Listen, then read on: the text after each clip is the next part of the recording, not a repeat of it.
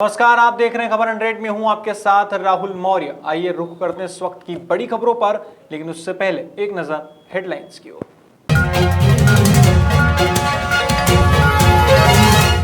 इंदौर में लकड़ी पीठे में लगी आग, लाखों का माल जलकर हुआ खाक। आग लगने की वजह साफ नहीं। उज्जैन में बीजेपी का 2 दिवसीय प्रशिक्षण शिविर में कई जनप्रतिनिधि हुए शामिल। कुशीनगर में निगम कर्मियों का धरना प्रदर्शन, कई मांगों को लेकर किया धरना प्रदर्शन।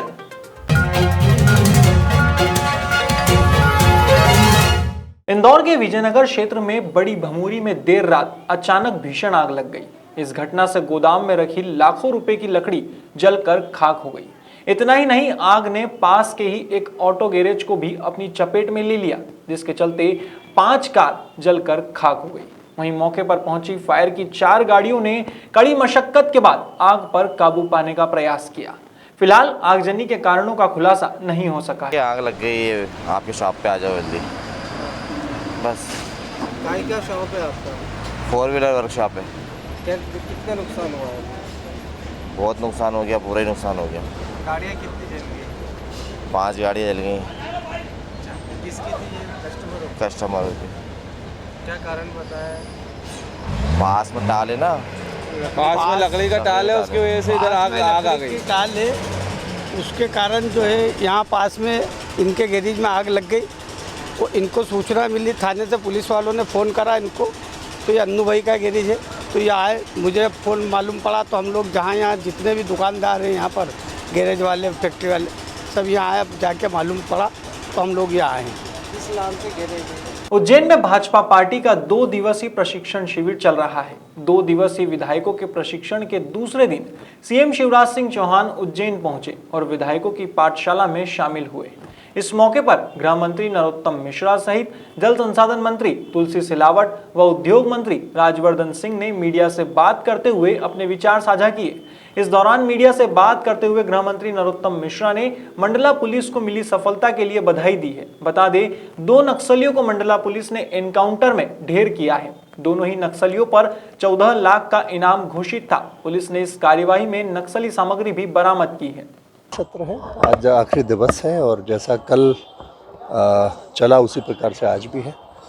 कुछ वक्त आज भी हमें प्रशिक्षण देंगे और जो भी उपयोगी बातें हैं उनके बारे में चर्चा होगी। कांग्रेस के बाद अब भाजपा में शामिल हुए और इस तरह के प्रोग्राम में पहली बार हुआ है, तो इसमें क्या आपका नया अनुभव? ये प्रश्न तो कल भी आपने मुझसे पूछा था, कल भी मैंने आपसे कहा था। दोनों अलग अलग पार्टियाँ, अलग अलग विचारधाराएँ हैं, अलग अलग कार्य पद्धति है, तो अलग अनुभव है। कल के प्रशिक्षण में अलग अलग विषय थे।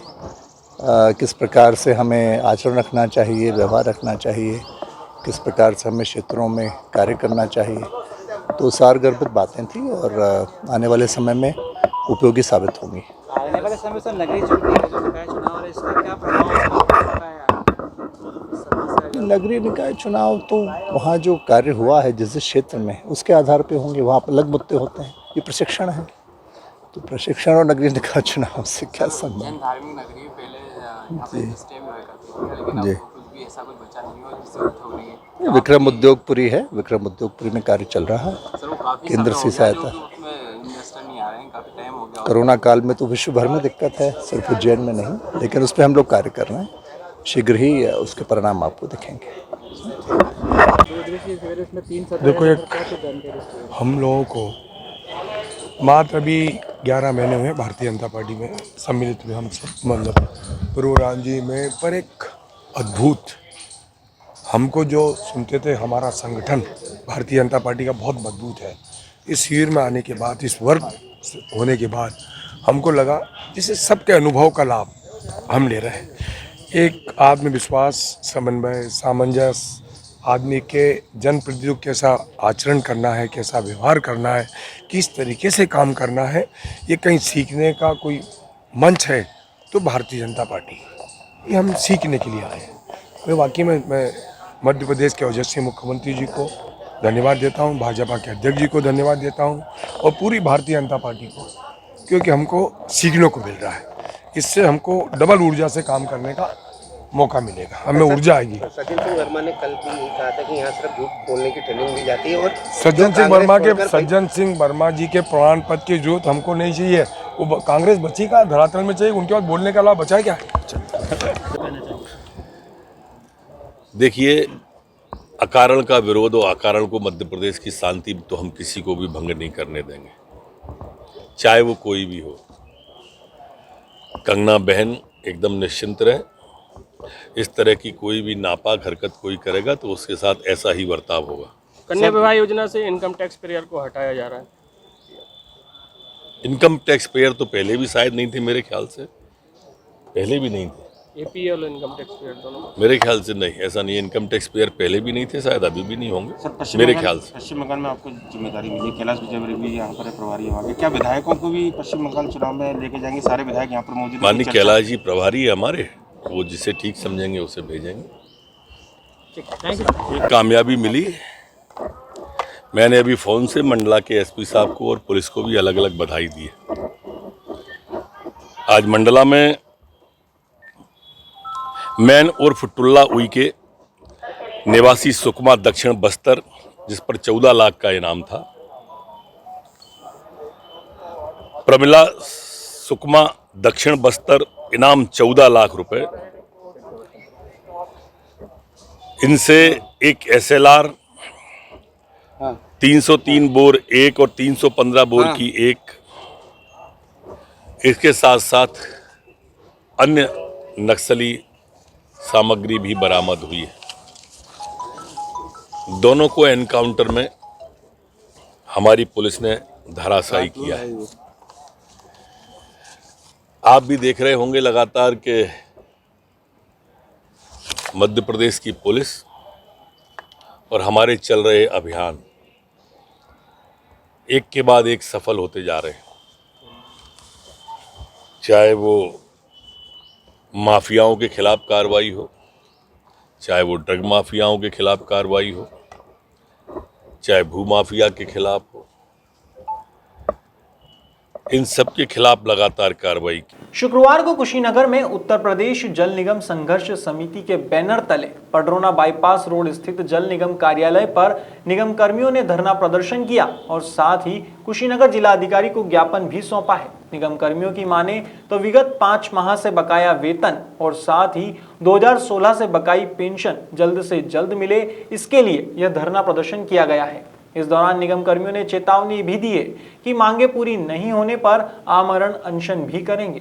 उठा हुआ है, हम लोगों का वेतन 5 मंथ से माह सितंबर 2020 से कंटिन्यू बकाया है, 1 पैसा नहीं दिया गया है। अब 6वां मंथ चल रहा है। उसके लिए हम लोगों ने एक समिति बनाई है, जिससे डीएम साहब के माध्यम से मुख्यमंत्री जी को ज्ञापन देना है। उनको मतलब अपनी ओर ध्यान आकर्षित करना है कि महोदय ध्यान दीजिए, एक आपका यही भी कर्मचारी है जो जल निगम का है, जो कंटिन्यू आपका हर समय पेयजल के लिए, जो अगर देखा जाए सांस लेने के बाद दूसरा जो महत्वपूर्ण अंग है वो जल है, जिसको पीने के पानी के शुद्ध पीने पानी उपलब्ध कराता है देश की जनता को, लेकिन वो ही आज भूखा मर रहा है। उसके बीवी बच्चे मर रहे हैं 5-5 महीने की, जिसकी सैलरी नहीं मिलेगी। सोचिए उसके घर पर क्या हो रहा होगा। यहाँ पर लोगों के घरों में दवाइयाँ लेने तक का पैसा नहीं है, ऑफिस आने तक का पैसा नहीं रहा है, जो 5-5 महीने से बकाया वेतन है, और कैसे काम कर पाएगा। महोदय, हम लोग एक महत्वपूर्ण कार्य करते हैं, उस कार्य को करने के लिए हम लोगों की भी एक आकांक्षा है कि हम लोगों को टाइम से सैलरी मिले। आज आपने ऐसा महत्व कर दिया, ऐसा परिवर्तन कर दिया है कि जो जल निगम उत्तर प्रदेश जल निगम है, जो नोडल अधिकारी है पेयजल का, उसको न बनाकर आप लक्ष्य सिंचाई को नोडल बनाया गया है। और जो जल निगम का कार्य था, सारा काम दूसरे एजेंसियों से कराया जा रहा है।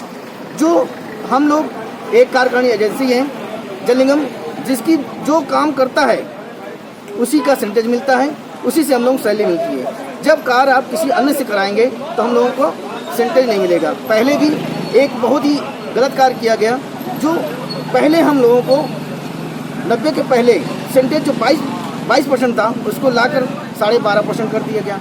उसके कारण हमारा तब से लेकर अब तक 1-2 महीने का बकाया चलता रहता था। अब काम भी आप दूसरों को दे दिए हैं, जिससे 5 से 6 महीने तक का हमारा बकाया हो गया। हमारे जो बच्चे हैं, हमारा परिवार है, हर तरह से भूखों मर रहा है।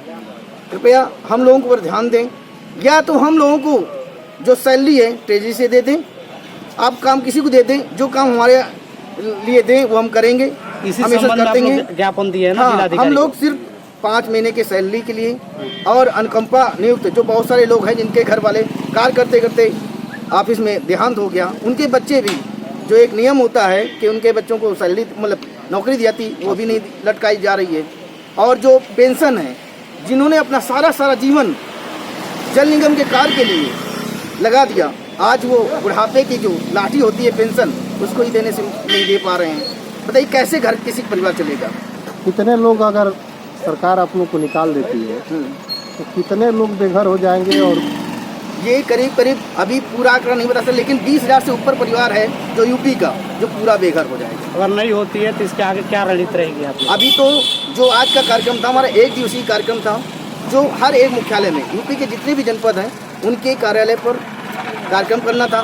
इसके बाद 16 तारीख से हमारा मुख्यालय लखनऊ में ही जो मुख्यालय है वहीं पर कार्यक्रम है 16 से लेकर 22 तक।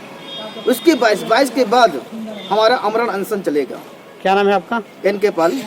चूल्हा जलेगा, राशन मिलेंगे, वही सरकार आज के आपके राशन पर और आपके बच्चों पे डाका डाल रही है एक तरह से कहा जाए, और भूखमरी के तलाश में है। तो सरकार क्या इस पर सोच रही है, या आपको निकालने की सोच रही है, या आपके बच्चों को यतीम करने की सोच रही है? इस पर क्या कहना है आपको? देखिए, सरकार जो कहना चाहती है वो कहना चाहती है कि आपके जो कर्मचारी हैं उनको दूसरे विभाग में हम मर्ज करेंगे, लेकिन आप ही सोचिए जो व्यक्ति अब 2-3 साल में ही रिटायरमेंट वाले हैं, क्या दूसरे जो हमारा विभाग होगा वो उन लोगों को स्वीकार करेगा? कदाप नहीं स्वीकार करेगा। हम लोग अगर वो ऐसा करते हैं तो न हम वही दशा होगी कि धोबी का कुत्ता घर का न घाट का, यहाँ से भी निकाले गए वहाँ से भी नहीं कुछ मिलेगा। तो साथियों, जो हमारा विभाग है उसी को बनाए रखें और उसी से हमें जो हमारा कार्य है उनको हमें दिया जाए और हम कार्य को। फिलहाल खबरों में इतना ही। देश और दुनिया की तमाम खबरों के लिए देखते रहिए खबर 100, जनता की बुलंद आवाज।